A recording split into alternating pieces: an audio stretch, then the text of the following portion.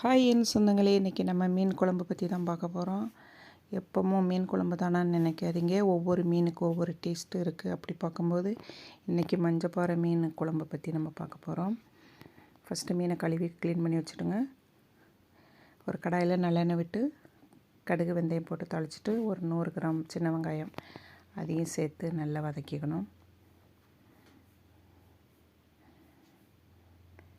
மணத்துக்கும் டேஸ்ட்டுக்கும் ஹெல்த்துக்கும் கறிவேப்பிலை, ஒரு தக்காளி, மாங்காய் இருந்தால் சேர்த்துக்கலாம், இல்லைனாலும் ஒன்றும் பிரச்சனை இல்லை. இப்போ நல்லா வதக்கி விட்டுட்டு மஞ்சத்தூள், மல்லி, உப்பு,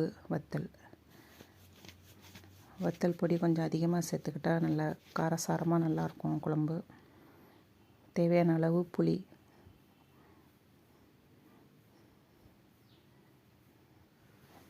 இப்போ நல்ல தேவையான அளவுக்கு உப்பு வேணால் போட்டுக்கலாம்.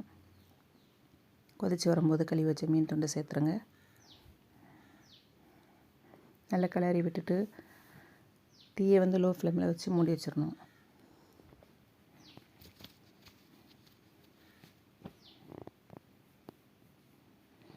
இப்போ குழம்பு ரெடி ஆயிடுச்சு. செம்ம டேஸ்ட்டாக இருக்கும்.